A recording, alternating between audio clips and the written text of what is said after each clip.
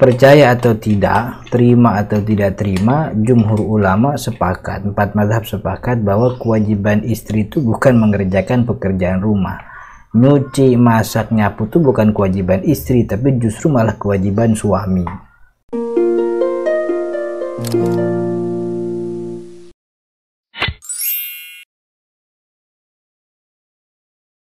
Bismillahirrahmanirrahim. Alhamdulillahirabbil alamin. Allahumma shalli wa sallim wa barik ala sayyidina Muhammadin, amma ba'du. Teman-teman yang dirahmati Allah, kembali berjumpa dalam kuliah kita, kuliah Nikah Go, gratis dan online, dan ini adalah episode ke-26 yang kita membahas tentang istri bukan pembantu. Bagi teman-teman yang baru mengikuti kuliah pada episode kali ini, di bawah ini kita siapkan link untuk kita atau antum bisa manfaatkan agar bisa mengikuti kuliah-kuliah sebelumnya. Teman-teman yang dirahmati Allah, betul suami harus memberikan nafkah, tapi istri yang diberikan nafkah pun harus punya syarat-syarat tertentu. Jadi berhak atau tidak berhak si istri dapat nafkah tergantung apakah syarat ini terpenuhi atau tidak. Dikatakan, kita ambil ini dari kitab Al-Mawsu' Al-Fiqhiyah Al-Kuwaitiyah. Ishtaratu jumhurul fuqaha'i al-Hanafiyyah wa Syafi'iyyah wal Hanabilah. Jumhur ulama dari kalangan Imam Abi Hanifah, madhab Asy-Syafi'i, dan juga madhab Imam Ahmad bin Hanbal itu mensyaratkan listihqaqi zaujati an-nafaqata ala zawjiha, memberikan syarat untuk berhaknya seorang istri mendapatkan nafkah dari suaminya. Yang pertama, antakunal mar'atu kabiratan aw mutiqatan lil wata'. Jadi yang pertama syaratnya, perempuan atau istri yang mendapatkan nafkah itu adalah istri yang memang sudah dewasa, mutiqatan lil wat'i, yang memang bisa untuk berjima. Karena akad nikah itu kan salah satu fungsinya ihlal al-bud'u, menghalalkan al-bud'u itu kemaluannya. Maka kalau kemudian setelah nikah si istri tidak bisa memberikan itu kepada suami, maka nafkah pun tidak menjadi kewajiban. Jadi syaratnya perempuannya atau wanitanya adalah wanita yang sudah dewasa dan mampu untuk bergaul dengan suaminya. Maka perempuan yang masih kecil kemudian dia menikah, si suaminya pun tidak berkewajiban memberikan nafkah, karena istrinya malah belum bisa untuk diajak berjima, masih dalam pengawasan orang tua kandungnya. Itu yang pertama, dia haruslah orang yang dewasa. Ini kayaknya kalau di Indonesia semuanya memenuhi ini. Kemudian yang kedua, antusallima nafsaha lizauji mata tarabaha illa limani an syar'i. Antusallima nafsaha, dia menyerahkan dirinya sepenuhnya, si istri menyerahkan dirinya sepenuhnya kepada suami, mata tolabaha, kapanpun suaminya mau, illa limani an syar'i, kecuali ada penghalang yang sifatnya syar'i, ada uzur syar'i kalau bahasa kitanya. Jadi yang keduanya, syarat si istri mendapatkan nafkah, dia adalah orang yang bisa menyerahkan dirinya sepenuhnya. Maka wanita yang masih di penjara, wanita yang masih dalam kuasa orang lain, kuasa lembaga lain, sehingga si suami tidak bisa memintanya kapan waktu, sewaktu-waktu dia nggak bisa, ya dalam pandangan ulama itu nafkah menjadi bukan sesuatu yang diwajibkan. Artinya kalau bulan itu si suami nggak ngasih nafkah karena sebab bulan itu istrinya ditahan atau di bawah kuasa orang lain, entah orang tuanya, entah lembaganya, entah atau siapapun, maka di bulan itu tidak berdosa suami ketika dia tidak ngasih nafkah, karena bulan itu ada syarat yang tidak terpenuhi, yaitu syarat kedua, si istri tidak bisa menyerahkan dirinya kapan si suaminya mau. Kemudian yang ketiga, ayyakunan nikahu sahihan la fasidan. Nikah yang terjadi di antara keduanya adalah nikah sah.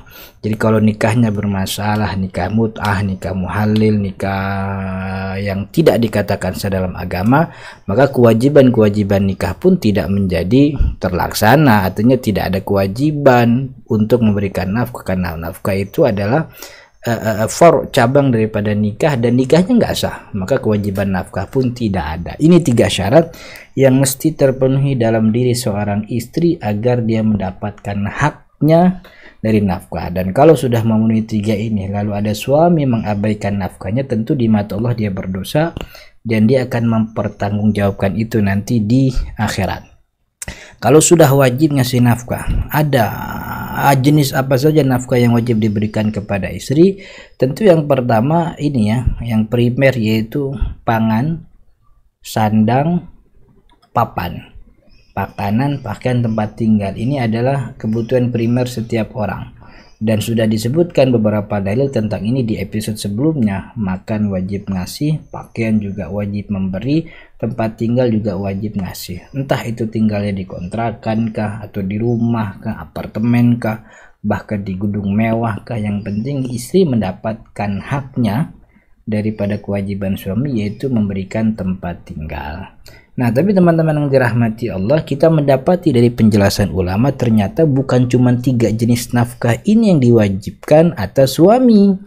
Ada kewajiban lain dalam pandangan ulama Asy-Syafi'iyah khususnya, yaitu adanya alat kebersihan dan juga pembantu. Jadi ada 2 tambahan daripada jenis nafkah, yaitu pembantu untuk si istri dan juga kebutuhan tentang alat kebersihan dan juga alat kecantikan. Dari mana kita bisa ambil kesimpulan ini? Dari apa yang disebutkan oleh Imam An-Nawawi dalam kitabnya Raudhatul Thalibin. Wal wajibu salis, dan kewajiban ketiga terhadap daripada suami kepada istrinya, yaitu al-khadim, mendatangkan pembantu bagi si istri. Inna nisa'a sinfan, karena sesungguhnya wanita itu ada 2 jenis. Sinfun la yakhdimna anfusihinna fi adatil bilad, ada yang tidak bisa mengurus dirinya sendiri sesuai dengan kebiasaan budaya negaranya, atau mungkin dia terbiasa diurusi oleh pembantu orang high class, maka menikahinya salah satu kebutuhan nafkahnya juga adalah kita menghadirkan pembantu bagi istri kita tersebut. Maka cari-cari istri itu yang pilih-pilih. Tapi itu yang disebutkan oleh ulama, ballahunna man yakhdimuhunna faman kanat mihunna. Siapa yang memiliki istri seperti itu, artinya kebutuhannya memang sejak awal, ya karir lah, katakanlah wanita karir, ya memang dia tidak bisa mengurus rumahnya, kita wajib mendatangkan pembantu. Kita wajib mendatangkan orang yang membantu pekerjaan dia di rumah atau di luar rumah juga.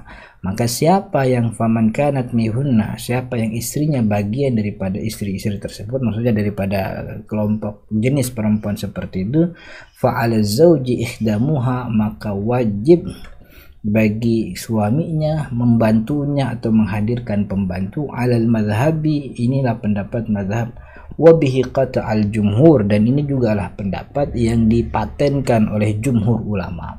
Jadi pembantu itu kewajiban, ya tergantung kondisi istri ya, apakah dia orang yang bisa mengurus dirinya sendiri, artinya dia tidak terhalangi dengan hal-hal lain begitu, yang jadi nggak ada masalah. Tapi kalau dia bukanlah orang yang bisa mengurus dirinya sendiri, ya entah karena kesibukan atau mungkin karena orang tuanya atau mungkin karena apapun, maka suami wajib menghadirkan pembantu.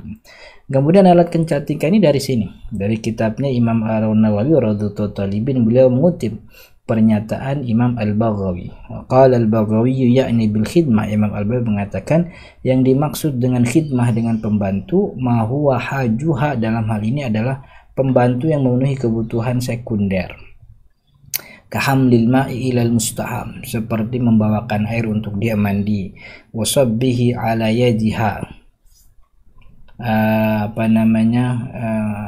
menuangkan air untuk dia mandi, wa ghasli khiraqil haidi, membersihkan sisa darah haid. Fa amma tabkh, sedangkan masak, wal kansu, menyapu, wal ghuslu, juga mencuci, fala yajibu syai'un minha 'alal mar'ati wala 'ala khadimiha, sedangkan masak, menyapu, cuci itu bukan kewajiban atas istri, juga bukan kewajiban pembantunya, bal huwa 'ala zauji, itu adalah kewajiban si suami. Insya'a fa'alahu binafsi, kalau dia mau ngerjain sendiri ya silahkan, wa insya'a bi ghairihi, atau jika dia mau dia sewa orang lain untuk mengerjakan hal tersebut. Jadi ternyata teman-teman yang dirahmati Allah, suami itu adalah pembantu aslinya di rumah gitu ya, karena dia punya kewajiban bersih-bersih dan menyediakan alat kecantikan bagi si istrinya.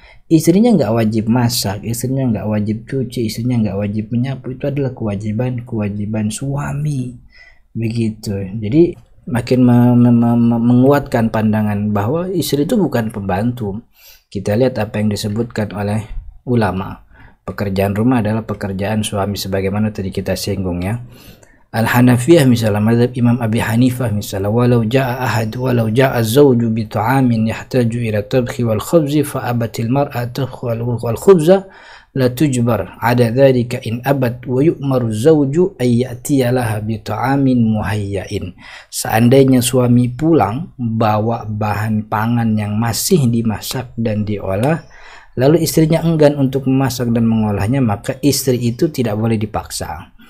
Istri tidak boleh dipaksa, suaminya diperintahkan untuk pulang bawa makanan yang siap santap. Jadi memang bukan kewajiban istri masak ternyata dalam pandangan ulama fikih. Ulama fikih tidak menempatkan istri sebagai pembantu yang dia kewajibannya masak, nyuci, nyapu dan seterusnya. Malah justru itu kewajiban suami. Kalau suami mau ngerjakan sendiri ya oke, tapi kalau dia nggak mau ngerjain, dia sewa orang lain. Dia hire pembantu untuk mengerjakan yang mana itu kewajiban dia. Bukan kewajiban istri. Tinggi mulia derajat istri di hadapan para ulama. Kemudian mazhab Imam Malik misalnya wa yajibu alaihi ikhdamu ahlihi ayyakuna zawju dha sa'atin. Wajib atas suami berkhidmat melayani istrinya meski suaminya memiliki keluasan rezeki, sementara istrinya punya kemampuan untuk berkhidmat. Namun tetap kewajiban istri bukan berkhidmat. Suami adalah pihak yang wajib berkhidmat, maksudnya suami adalah pihak yang wajib melayani. Maka wajib atas suami untuk menyediakan pembantu buat istrinya. Lagi kita tambahkan, kita makin kuatkan bahwa istri bukan pembantu. Wala yajibu 'alaiha khidmatuh fil khubzi wa tahni wa tabkh wal ghus wa ghairiha min al khidam li'anna al ma'qud 'alaihi min jihatiha wal istimta' fala yalzamuha ma siwa. Tidak wajib atas istri berkhidmat untuk membuat roti, masak, mencuci, dan bentuk khidmat yang lain, bentuk layanan yang lain. Karena yang ditetapkan dalam pernikahan adalah kewajiban untuk memberikan pelayanan seksual istimna kepada suami, sedangkan pelayanan lainnya tidak termasuk bagian daripada kewajiban, begitu. Kata Imam Ahmad bin Hanbal, kata mazhab Hambali, walaysa 'alal mar'ati khidmatu zawjiha, seorang istri tidak diwajibkan untuk membantu melayani suaminya, minal ajin wal khubzi, baik berupa mengadoni bahan makanan, roti wa ashbahu atau sejenisnya, seperti memasak atau seperti menyapu rumah, menimba air di sumur. Ini merupakan nasnya Imam Ahmad rahimahullah, karena akadnya hanya kewajiban pelayanan seksual, maka pelayanan dalam bentuk lain tidak wajib dilakukan oleh istri, seperti memberi minum kuda atau memanen tanamannya. Ada lagi dalam kitabnya Imam Ibnu Qudamah Al-Mughni, namun yang lebih utama. Nah, ini memberikan toleransi nih kepada laki-laki. Akan tetapi yang lebih utama adalah melakukan apa yang sudah menjadi adat, karena kehidupan itu tidak akan teratur tanpa menjalankan adat. Adatnya memang di Indonesia ya suami dilayani oleh istri, maka jalankanlah itu sebagai bentuk ketaatan. Insya Allah jadi ibadah. Jadi apa benar kemudian ini perempuan tidak punya kewajiban? Ada ulama yang mengatakan istri wajib mengerjakan pekerjaan rumah, tapi insya Allah kita akan bahas ini di episode yang akan datang karena waktu yang sudah sangat terlalu panjang. Kita cukupkan, masih ada beberapa materi tentang nafkah yang belum kita sampaikan secara sempurna, insya Allah di episode yang akan datang. Jika video ini dirasa bermanfaat, mohon dukungan untuk subscribe sekaligus menyebarkan video ini ke teman-teman yang lain agar kemanfaatannya lebih meluas. Hadanallahu wa iyyakum ajma'in. Assalamualaikum warahmatullahi wabarakatuh.